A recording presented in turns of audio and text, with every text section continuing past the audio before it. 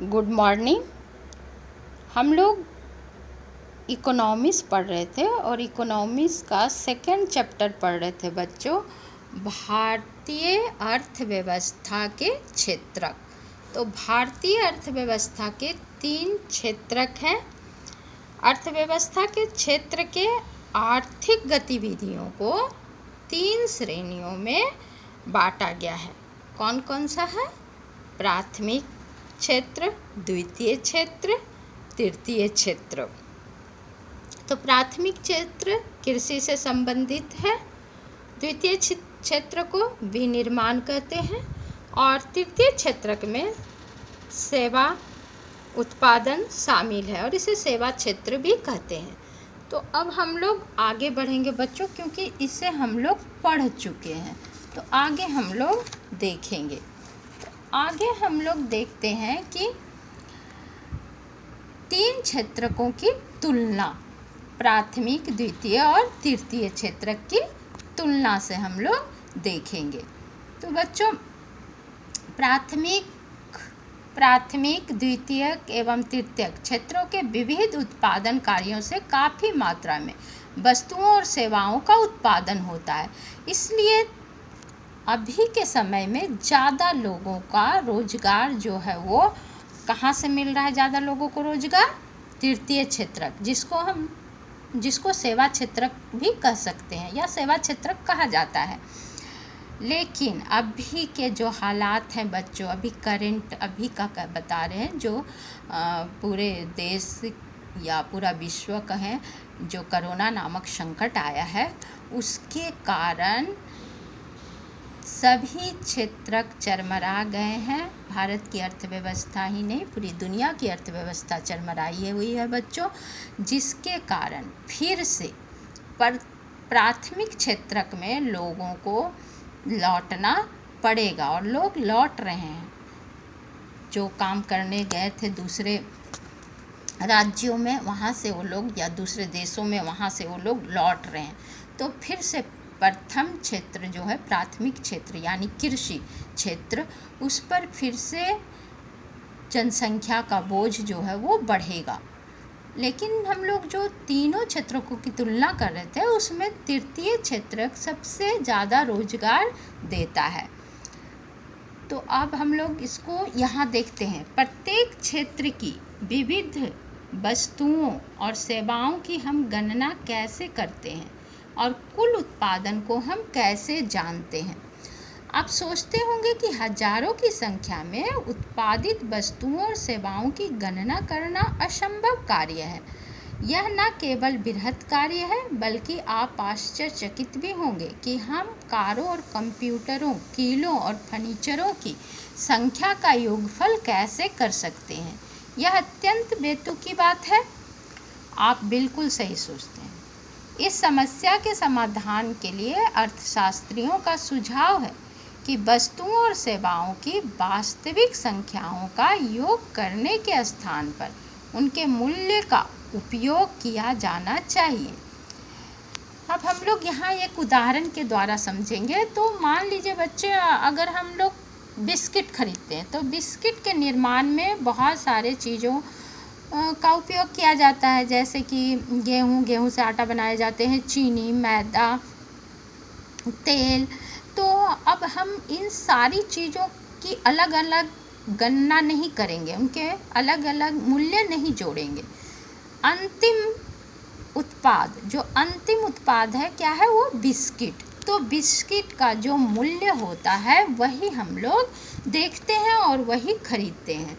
यह देखिए, अतः बिस्किट ही अंतिम उत्पाद है, अर्थात वह वस्तु जो उपभोक्ताओं तक पहुंचती है। बिस्किट बनाने में तो बहुत चीज़ों का प्रयोग किया जाता है। गेहूँ से आटा बनते हैं, फिर मैदा हुआ, तेल हुआ, चीनी हुआ, और भी बहुत सारी सामग्री है। तो उन सबों का अलग अलग मूल्य नहीं जोड़ा जाता है। जो अंतिम उत्पाद है यानी कि बिस्किट, सिर्फ उसका ही मूल्य जोड़ा जाता है जो उपभोक्ताओं तक पहुंचती है। तो आप लोग समझ गए होंगे बच्चे कि प्रत्येक क्षेत्र की विविध वस्तुओं और सेवाओं की हम गणना अलग अलग नहीं करते। जो अंतिम उत्पाद है, जो उपभोक्ताओं तक पहुंचती है, सिर्फ उसकी गणना की जाती है। तो यहाँ देखिए, केवल अंतिम वस्तुओं और सेवाओं का ही गणना क्यों की जाती है? दिए गए उदाहरण में अंतिम वस्तु के विपरीत गेहूं और आटा जैसी वस्तुएं मध्यवर्ती वस्तुएं हैं। मतलब ये माध्यम है बिस्किट बनाने के। मध्यवर्ती वस्तुएं अंतिम वस्तुओं और सेवाओं का निर्माण में इस्तेमाल की जाती है। अंतिम वस्तुओं के मूल्य में मध्यवर्ती वस्तुओं का मूल्य पहले से ही शामिल होता है। बिस्किट के मूल्य 60 रुपये में पहले से ही आटा का मूल्य, उसमें जोड़ा हुआ चीनी का मूल्य, तेल का मूल्य, सारी चीज़ें उसमें पहले से ही जुटी हुई है। किसी विशेष वर्ग में प्रत्येक क्षेत्रक द्वारा उत्पादित अंतिम वस्तुओं और सेवाओं का मूल्य उस वर्ष में क्षेत्रक के कुल उत्पादन की जानकारी प्रदान करता है।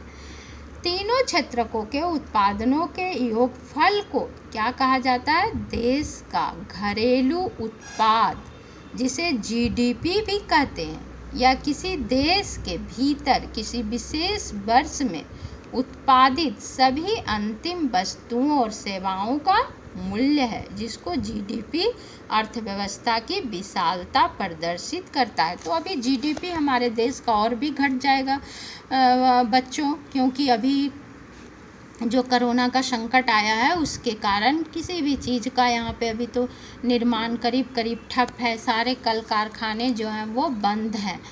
तो किसी देश के भीतर यानी देश के सीमा के अंदर एक विशेष वर्ग के दौरान, एक विशेष वर्ष के दौरान जो देश के भीतर उत्पादन किया जाता है, यानी कि अंतिम माल्य का मूल्य जो होता है, उसको क्या कहते हैं? जीडीपी कहते हैं। तो मुझे लगता है बच्चों कि जीडीपी आप लोग को समझ में आ गया होगा। फिर भी मैं एक परिभाषा से बताती हूँ। परिभाषा है, घरेलू सीमा के अंदर, यानी पूरे देश की सीमा, मेरे अपने देश के अंदर जो है, कोई वस्तु या सेवा एक वित्तीय वर्ष में उत्पादित और सेवाओं का मौद्रिक मूल्य निकाला जाएगा।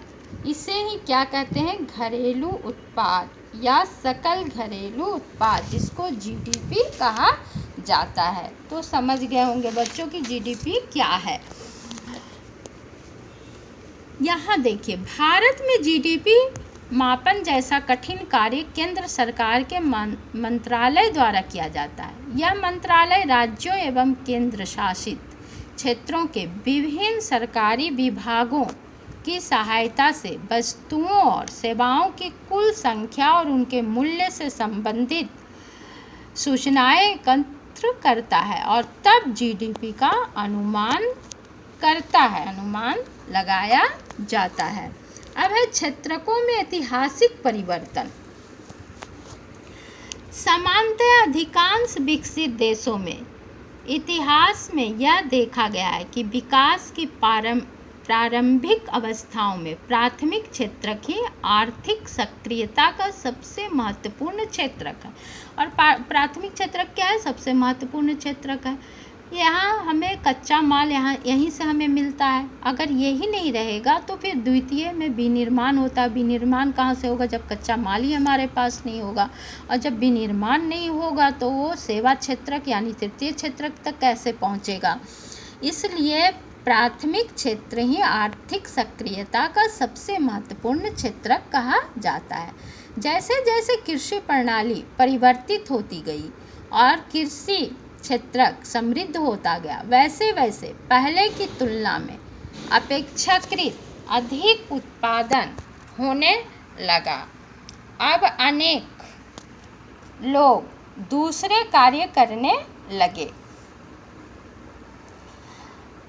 शिल्पियों और व्यापारियों की संख्या में वृद्धि होने लगी। क्रय विक्रय यानी क्रय मतलब खरीदना, विक्रय मतलब बेचना, क्रय विक्रय की गतिविधियां कई गुना बढ़ गई। इसके अतिरिक्त अनेक लोग परिवहन प्रशासक और सैनिक कार्य इत्यादि से जुड़े थे। फिर भी इस अवस्था में अधिकांश उत्पादित वस्तुएं प्राकृतिक उत्पाद थी जो प्राथमिक क्षेत्र में आती है और अधिकांश लोग इसी क्षेत्र में रोजगार करते हैं। लंबे समय यानी 100 वर्षों से अधिक के बाद और विशेषकर विनिर्माण की नवीन प्रणाली के प्रचलन से कारखाने अस्तित्व में आए और उनका प्रसार होने लगा। जो लोग पहले खेतों में काम करते थे उनमें से बहुत अधिक लोग अब कारखानों में काम करने लगे। कारखानों में सस्ती दरों पर उत्पादित वस्तुओं का लोग इस्तेमाल करने लगे। कुल उत्पादन एवं रोजगार की दृष्टि से द्वितीय क्षेत्रक सबसे अधिक महत्वपूर्ण हो गया। द्वितीय क्षेत्रक क्या है? विनिर्माण। इस कारण अतिरिक्त समय में भी काम होने लगा। इसका अर्थ है कि क्षेत्रकों का महत्व परिवर्तित हो गया।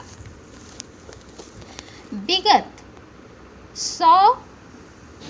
100 वर्षों में विकसित देशों में द्वितीय क्षेत्रक से तृतीय क्षेत्रक की ओर पुनः बदलाव हुआ। कुल उत्पादन की दृष्टि से सेवा क्षेत्रक का महत्व बढ़ गया। अधिकांश श्रमजीवी से सेवा क्षेत्रक बच्चों यहाँ पे तृतीय क्षेत्रक को कहा जाता है। अधिकांश श्रमजीवी लोग सेवा क्षेत्रक में ही नियोजित हैं। विकसित देशों में यही सामान्य लक्षण देखा गया है। भारत में तीनों क्षेत्रकों का कुल उत्पादन और रोजगार कितना है? विगत वर्षों में विकसित देशों में देखे गए पैटर्न के समरूप क्या भारत में भी परिवर्तन हुआ है? हम इसे अगले खंड में देखेंगे। अब है भारत में प्राथमिक, द्वितीयक और तृतीयक क्षेत्रक। यहाँ देखिए आलेख देकर बताया गया है कि प्राथमिक क्षेत्र में कितने लोग हैं, द्वितीय क्षेत्र में और तृतीय क्षेत्र में जीडीपी क्या है। अब यहाँ हम लोग देखेंगे बच्चों उत्पादन में तृतीय क्षेत्रक का बढ़ता महत्व। तो अभी क्या हो रहा था? उत्पादन में तृतीय क्षेत्र का महत्व बहुत तेजी से बढ़ रहा था सेवा क्षेत्र में। वर्ष 1973 और 2003 के बीच 30 वर्षों में यद्यपि सभी क्षेत्रकों में उत्पादन में वृद्धि हुई, परंतु सबसे अधिक वृद्धि किस में हुई? तृतीय क्षेत्रक। अंडरलाइन कीजिएगा बच्चों, तृतीय क्षेत्रक के उत्पादन में हुई। परिणामतः वर्ष 2003 में भारत में प्राथमिक क्षेत्रक को प्रतिस्थापित करते हुए तृतीय क्षेत्रक सबसे बड़े उत्पादक क्षेत्र के रूप में उभरा। भारत में तृतीय क्षेत्रक इतना महत्वपूर्ण क्यों हो गया? इसके कई कारण हो सकते हैं।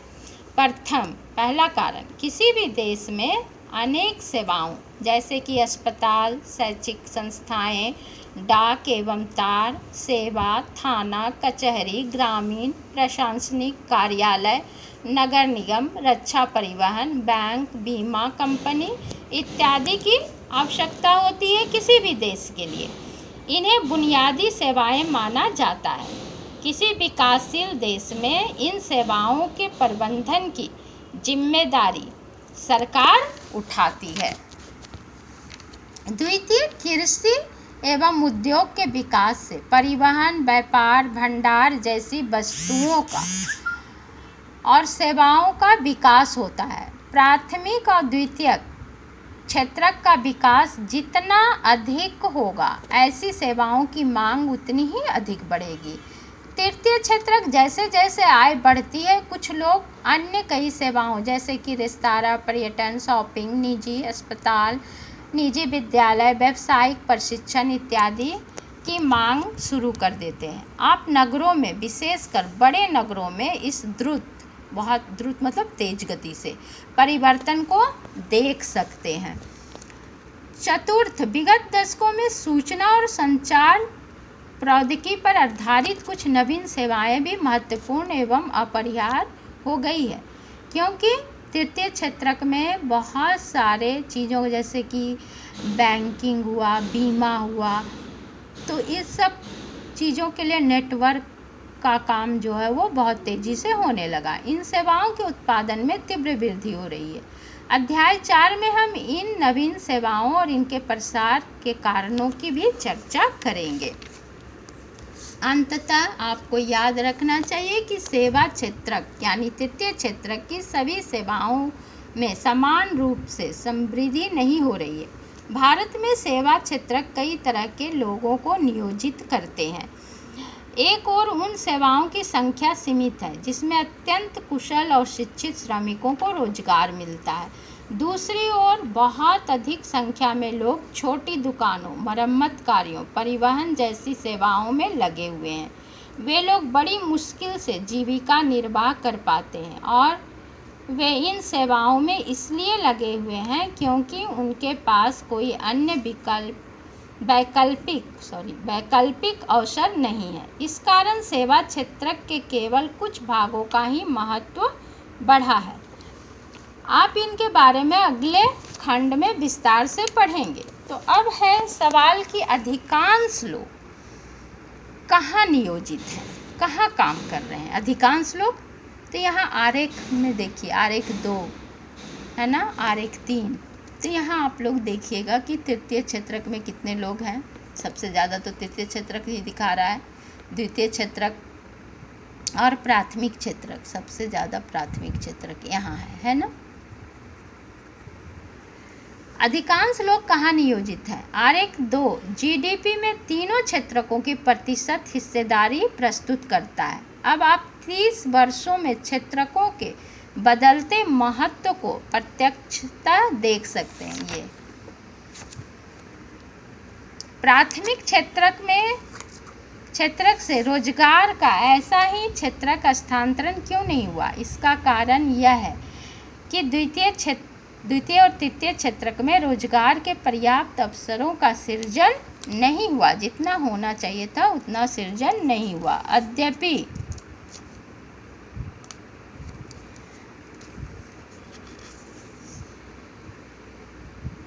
बच्चों आरेख आप लोग अब ध्यान से देखिएगा और इसे समझिएगा।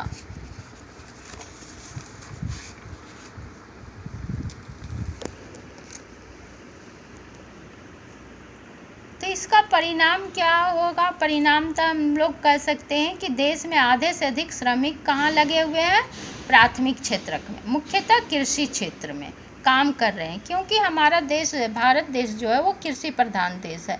अभी भी 70% लोग जो हैं वो गांव में ही बसते हैं और रहते हैं, और हमारी कृषि जो है वो मानसून पर निर्भर करती है। तो इस कारण से हम लोग, हमारे देश में प्राथमिक क्षेत्रक में अधिक लोग जुड़े हुए हैं। जीडीपी में योगदान केवल 1/4 है इनकी, प्राथमिक क्षेत्रक की। इसकी तुलना में द्वितीय और तृतीय क्षेत्र की जीडीपी में हिस्सा 3/4 है। पार्ट 1 में बच्चों मैं आप लोगों को बता दी थी कि किस प्राथमिक क्षेत्रक का कितना योगदान है, द्वितीय क्षेत्रक का है कितना और तृतीय क्षेत्रक का। परंतु ये क्षेत्र आधे से भी कम लोगों को रोजगार प्रदान करते हैं। क्या इसका अर्थ यह है कि कृषि क्षेत्र में लगे श्रमिक अपनी क्षमता से कम उत्पादन कर रहे हैं? तो इसके बारे में हम लोग अभी इसी चैप्टर में आगे हम लोग देखेंगे कि किस तरह से प्राथमिक क्षेत्र में लोग लगे हुए हैं, लेकिन उनका सीमांत जो है वो परिश्रम का वो 0 है। क्या इसका अर्थ यह है कि कृषि में आवश्यकता से अधिक लोग लगे हुए हैं? अतएव यदि आप कुछ लोगों को कृषि क्षेत्र से हटा देते हैं तो भी उत्पादन प्रभावित नहीं होगा। दूसरे शब्दों में कृषि क्षेत्र के श्रमिकों में अल्प बेरोजगारी। देखिए बच्चों, यही चीज़ हम लोग देखेंगे कि किस तरह से कृषि क्षेत्र में अधिक लोग लगे हुए हैं लेकिन उनका उत्पादन शक्ति जो है वो बहुत कम है। क्यों? जैसा अभी बताएं कि हमारा देश जो है वो कृषि प्रधान देश है और 70% जनता, हमारे देश की जनसंख्या जो है वो अभी भी कृषि पर निर्भर है, गांव में रहती है। अभी हाल में तो बहुत सारे लोग गांव से बाहर निकल के गए ही थे काम करने रोजगार के लिए।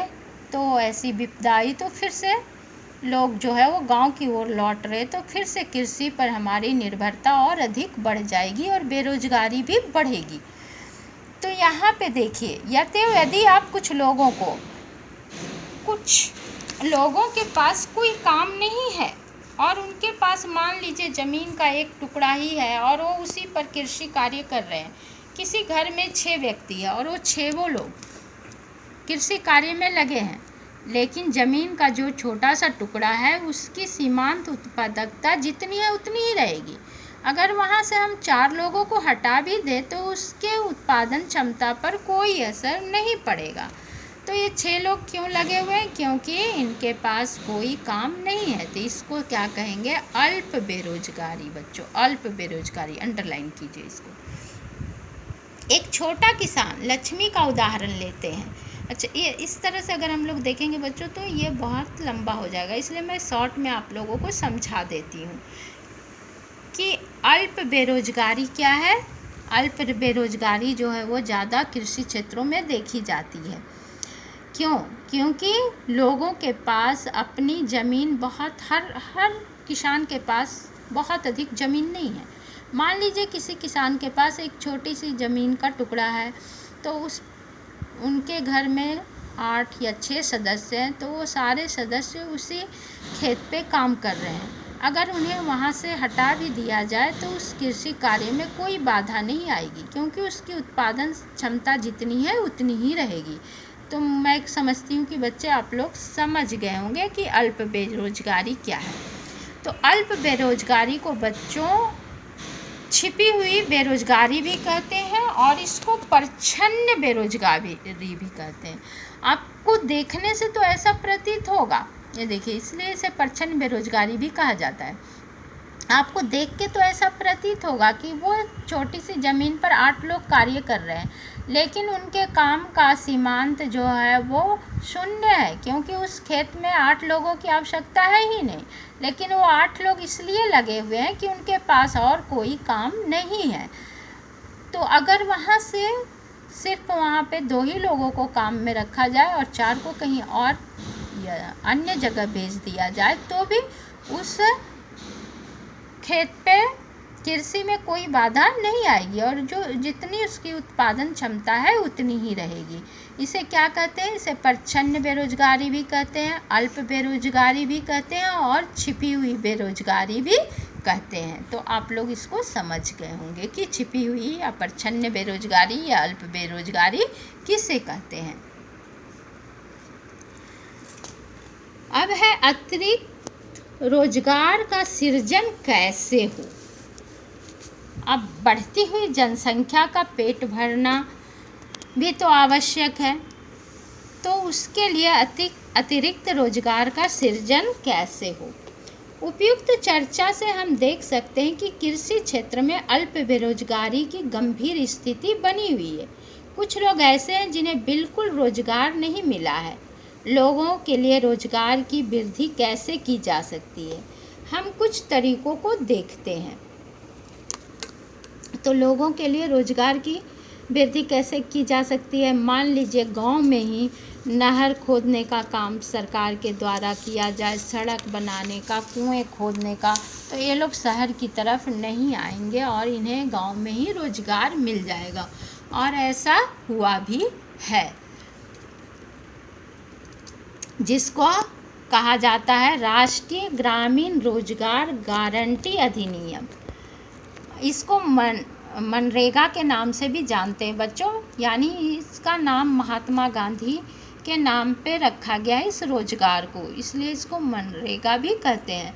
और इसे राष्ट्रीय ग्रामीण रोजगार गारंटी अधिनियम जो 2005 में शुरू किया गया था। 2005 के अंतर्गत उन सभी लोगों जो काम करने में सक्षम हैं और जिन्हें काम की ज़रूरत है को सरकार द्वारा वर्ष में 100 दिन के रोजगार की गारंटी दी गई है। अगर उन्हें 100 दिन, साल में 100 दिन अगर उन्हें काम नहीं मिलता है तो सरकार उन्हें रोजगार उपलब्ध कराएगी या उन्हें रोजगार भत्ता देगी। उन्हें जिसको बेरोजगारी भत्ता कहते हैं। अगर उन्हें 100 दिन काम नहीं मिला साल में तो सरकार उन्हें बेरोजगारी भत्ता देगी। अधिनियम के तहत अंतर्गत उस तरह के कामों को वरीयता दी जाएगी जिससे भविष्य में भूमि से उत्पादन बढ़ाने में मदद मिलेगी। और समय तो फिर से लौट के वही आ रहा है बच्चों, फिर से कृषि पर निर्भरता अधिक होगी। अब है संगठित और असंगठित के रूप में क्षेत्रकों का विभाजन। तो इसको हम लोग अगले वीडियो में समझेंगे बच्चों, क्योंकि इसको थोड़ा हम लोग को विस्तार से समझना होगा। तो मैं आशा करती हूँ कि आप लोगों को ये लॉकडाउन क्लासेस पसंद आ रहे होंगे बच्चों, क्योंकि ये मजबूरी भी है और पढ़ना भी आवश्यक है। तो पढ़ाई तो करनी ही है बच्चों, तो ध्यान से वीडियो को देखिएगा, पढ़िएगा और इसे लाइक भी कीजिए और इसको सब्सक्राइब कीजिए बच्चे, ताकि मैं जब अगला वीडियो डालूँ तो आप तक इसका लिंक पहुंच जाए। तो धन्यवाद बच्चों।